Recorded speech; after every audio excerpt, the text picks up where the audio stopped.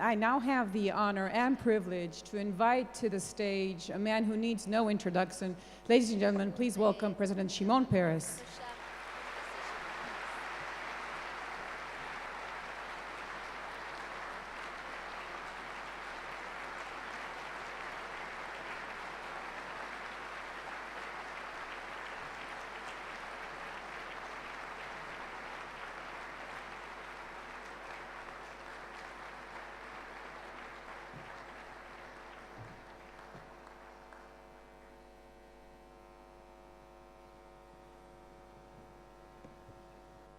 Okay, now's the fun part because I get to ask questions. And I know they're not going to answer, but I'm going to try. And I'm going to invite you, gentlemen, if you feel that you want to step in or say something, please feel free. I want to start with you, Mr. President, because we had a very interesting introduction by Tony Blair, who was observing the challenges facing our leaders here in the region. And Mayor Emanuel is usually very straightforward in describing what takes a leader to become a good leader and get things done. And I think that we will all agree that you are indeed could be included along with our four founding leaders from Ben Gurion, Menachem Begin, Yitzhak Rabin, Alav Shalom, of course, and even Ariel Sharon. And I allow myself to ask you, do you agree that when we look at the successors of the next generation of leaders here in Israel, some way they don't live up to those abilities to be statesmen, to make changes? Do you think it's due to the change of circumstance, or do you think it's due to the change of personality? Well, thank you very much. I think it's clearly a different world, and we need different leadership. I wouldn't recommend to anybody to follow the leaders of the past. Here are sitting two leaders that have changed leadership. Tony Blair introduced the third way. Decided one way is wrong, the other way is wrong. Let's look for a way that may be right. And I want to say it's wise for two reasons. One, because all known ideologies have their opposition. If you introduce a new ideology people are not aware of, so they don't oppose it so much, and they give you a chance.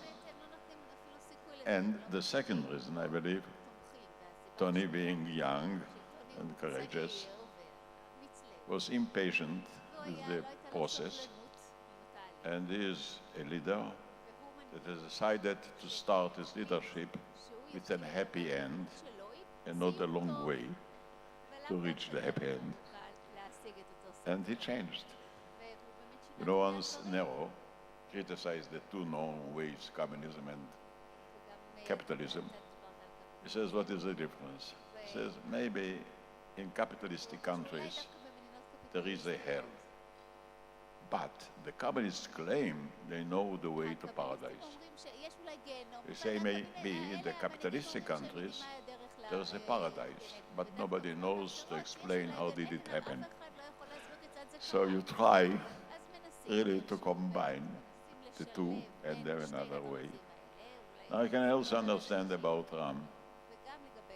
Chicago is great, but it wasn't clear what makes her great. And I believe what you have decided to keep her greatness, but in the right way. So the two of you really have shown. Now let me say a word about leadership as I say today. Leaders today should not lead. They should agree to be led by the people, in my judgment. That's a great difference.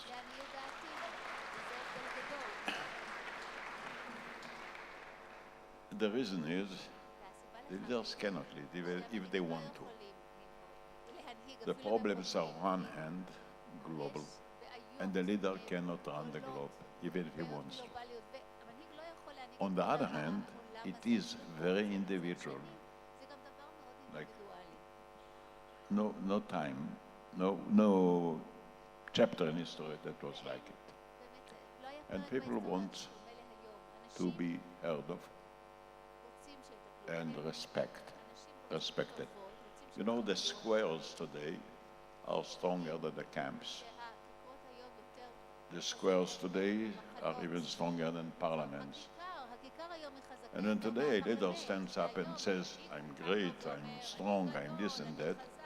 They say, are you? Can you bring an end to the financial crisis? Oh, he says, I don't know. Can you bring an end to terror? He says, I don't know. And actually, he cannot bring an end neither to the economic crisis nor to the problem of terror unless the people are with him. And the people will be with him if he will be with the people. But President Peres... So I believe today leaders are servants, not rulers. I think it's a mistake for a leader to think or feel or behave like a ruler. What he has to do is really to enhance the capacity of the people to express their deep worries. It is not only that leaders cannot lead, but all told, even when we are talking about hope, people feel in the depth of their heart that there are unmatched and unprecedented problems. They are not sure about our future. There are two reasons for it. We are so successful in building an artificial intelligence that we are afraid at a point we may lose control over their strengths. And we feel we're in competition with what is being today called the great data.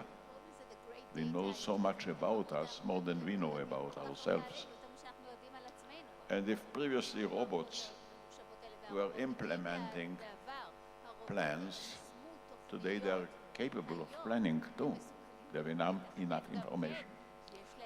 So we are beginning to feel a little bit uneasy.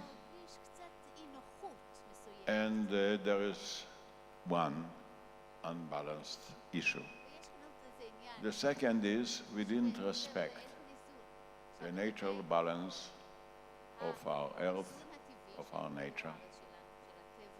And we are now beginning to be worried about the revanche of nature against us, overusing the free air, the blue skies, the balance between water and food and happiness. And there is a third point. We are worried about the imbalance between us, or the interface between brain and, say, computer. The imbalance that we have created, and now we know every moment it can happen. I never thought in my life that fresh air will become a commodity, that you have to buy fresh air. And whether it is in China, that to be today a day in Beijing is like smoking 2 packages of cigarettes, or whether you are in the United States and having every 3 years the appearance of a hurricane, of a storm. But there is a third point too. Majorities are not sure about them. Why? You have to have a majority to do the right things, but you don't need a majority to do the wrong things. A small group of people can destroy our life, and we don't know how to handle them. I mean, there are mental illnesses, there are sadistic people, there are schizophrenic. It doesn't matter how many are they. If they will get a bomb, if they'll decide to burn a city, they can do it. 2 persons can paralyze Boston. 15 persons can come to Manhattan and kill 3,000 innocent people. or 4 persons can come to Russia and kill 400 children. And we don't know what to do with them. How can we manage ourselves? How can we become leaders of our own self? And those are 3 great major problems that we have to be modest enough to realize them and work with all people to change and avoid those catastrophes. Mr. Peres, thank you for the answer. Again, I was interested to hear my question, but it was amazing that you said, you don't hear me, okay. So your opening remark was that leaders do not need to lead but be led by the people, and we're going to touch on that on the second part of the panel. I would like to start... If you'll just give me a word to make it understood. You know, it's your birthday, so I'm going to have to give you my present, my reputation of not not conducting a panel. So, can I go on? You know, I was in the government. Okay. I was in the administration of Israel for 65 years. And I look back and ask myself, on what did I spend most of my time? My answer is of handling frictions among people, leaders, institutions all the time. Then I became president. I don't have an administration, so I don't have friction. And then I decided, you don't have administration, you don't have frictions, what can you do? And my answer is, instead of governing the people, I'm turning to them, and they suggest that they volunteer. Since I'm hanging on volunteering, I believe I can be more effective than hanging on government. The very same people who don't like laws, you'll be surprised to see how quickly and fully they volunteer. And the real power of our time is not power, but the strength of goodwill. That is my real answer.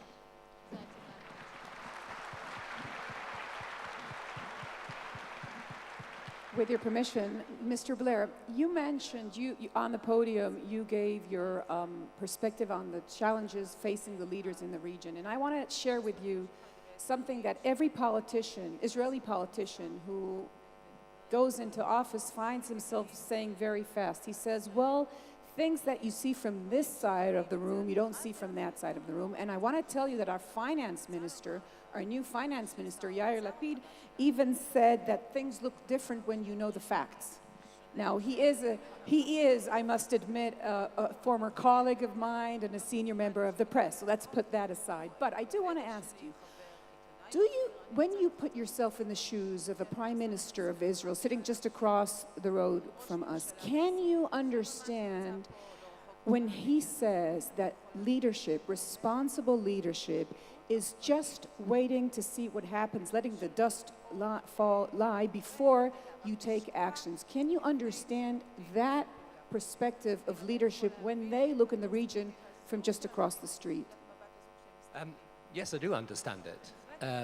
But I think at the same time, there is precisely with the turmoil in the region, there is also an opportunity to try and get into a process of negotiation and dialogue that allows you to see at least whether, in respect to the Palestinians, you can put it in a better place.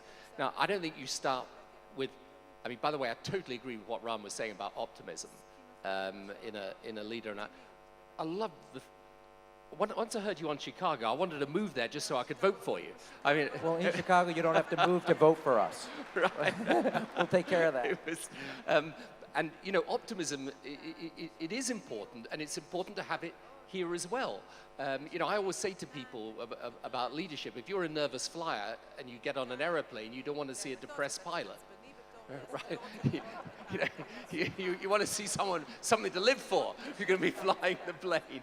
So, look, of course you can look at the turmoil in the region and say, well, this is not the moment to do anything. But you can look at it and say, this is precisely the moment, without yielding an inch in our security or an inch of principle, that we try.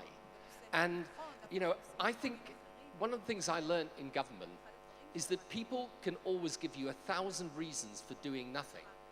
But what you actually sometimes need is a really good reason for doing something and moving forward. But I want to go a step further and ask you, from that perspective, from across the street, wouldn't you want to get your jets ready to strike Iran? Wouldn't you want to know that you can do it on your own and not pass that line where you can't do it on their own? Because as you mentioned, if that leader feels that he has to do what he has to do to defend his people, even against odds, could you understand, wouldn't you do the same? Wouldn't you say, this is my red line, this is the last moment I can strike on my own, and I have to be ready to be a responsible leader in this region? Sure, of course you've got to defend your own country, and part of the issue is, by the way, that it would be very nice if the crises came sequentially, right? Something else you learn about leadership. Unfortunately, they don't. So right now, you've got instability to the south of you, instability to the north of you. You've got the issue of Iran, but you've also got the question of a lasting peace between Israelis and Palestinians. And I'm afraid, and this is why leadership is tough, you've got to have positions on all of those things. So I wouldn't, I'm an absolute believer, not just in the security of Israel, but that Israel's security is also our security as well in the whole of the Western world. So I'm completely clear on this. I'm not naive either about the challenges, but I do honestly believe that if we can move the situation with the Palestinians forward, maybe we can't, but it's worth trying, because if we can, that is also important for Israel's long-term security. Mr. Emanuel,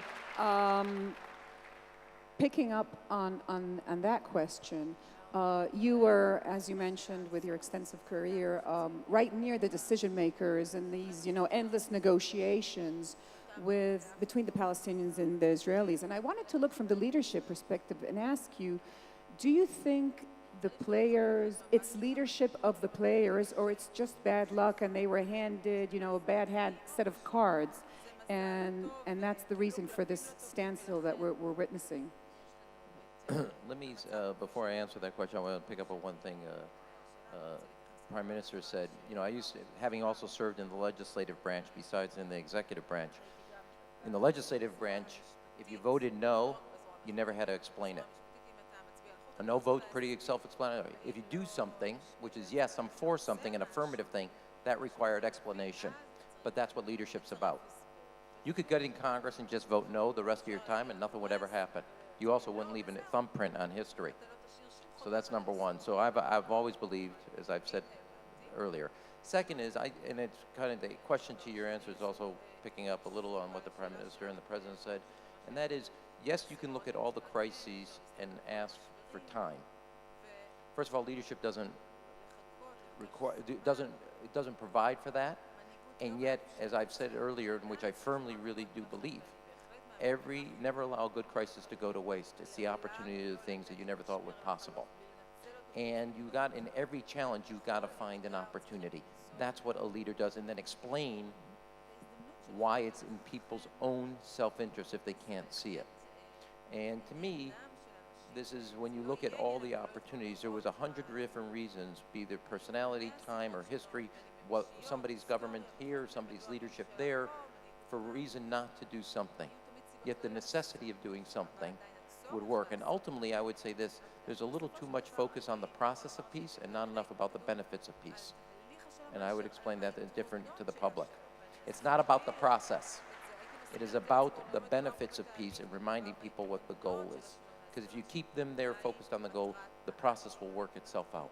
And I just want to add a quick question, because it seems that America is pivoting away from the Middle East, pivoting to China, but also a deeper thing. We saw, I think, in the last elections that the Americans and the American leadership is turning inwards. It has its problems, and some even go as far as saying that President Obama abducted his responsibility to lead the free world. And I wanted to ask you if you think that the concept of leading from behind is leadership. The problem is that, let me say one thing and challenge you. I think it would be reckless not to focus on what's going on in the United States as a United States president. And thank God our president's not doing that. There's a lot of challenges, a lot of opportunities in the United States, a lot of things. Had he not focused in the beginning and also all through his presidency on the things that are necessary for economic strength in America, we both are a country of great ideas, but also great economic strength, and that projecting that strength and our economic strength is essential for our leadership around the world, and not to do it would be reckless. So the notion that we're turning in versus that we're not engaged in the world is a false choice, number one. Number two, I think that's a little too, because the metaphor about leading from behind is associated with what happened with Libya.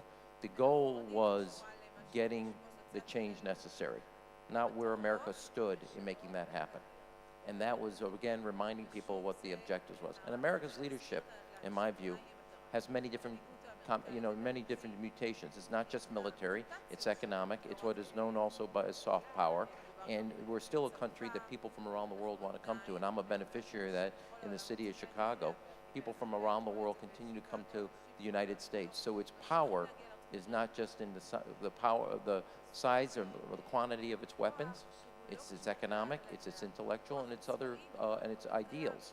And that, to me, is what's important. And I think there's a place for where the United States, quote unquote, would lead from the front versus where it would build a coalition, not just of the willing, but the coalition of true parties that want to see an end result. And it has different places and different moments in time require a different posture by the United States. Finally, President Peres, I wanted to ask you, can you hear me? I wanted to ask you if you could add one tool to your, great toolbox, and I would like your take also very shortly on that. One tool that you think a leader should add to his box today in order to be, an equipped leader for the tomorrow with the networks and the Facebook and the bottom-up dialogue with the citizens. What would that tool be? Well, I think leaders must understand the changes that are taking place before our eyes. We have a new world with an old mind.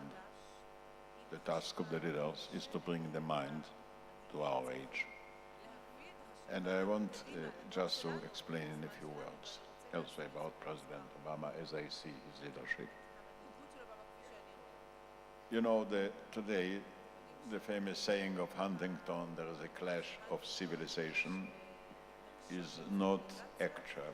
What we are facing is a clash within civilizations.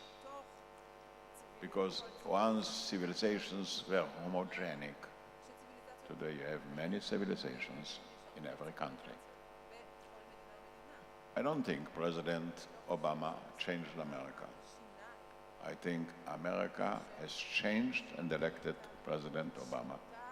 It's a different America. And here I am coming to the point. America was rather a waspish civilization. Today it is a civilization of many different cultures, which is new. And I think the president has had a problem how to handle an America of differences, not an America of the sameness. And here coalitions won't help. And they did something which I believe is an important contribution. He says democracy is not just the right to be equal, but the equal right to be different.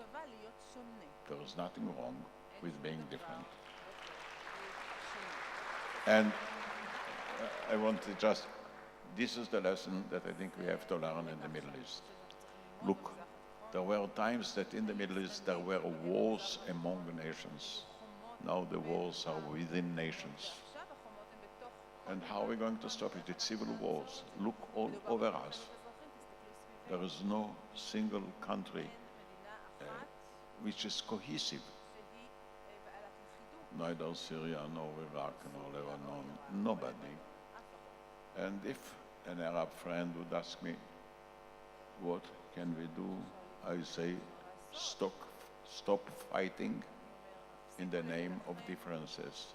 Legitimize the differences between the Shiites and the Sunnites and the Druzes and the Arabs and the Jews. So this is a democracy of permitted differences. We don't have a choice, and that is, in my judgment, the real meaning of leadership today. President Shimon Peres, thank you so much. Mayor Emanuel, thank you so much. Tony Blair, thank you so much for sharing with us your candid thoughts about leadership. I would ask you all to remain in your seats as President Peres leaves the hall, and the second part of this plenary will begin when President Clinton will join President Peres back. So please stand up, and we will honor President Peres when he goes and brings our next guest, President Clinton.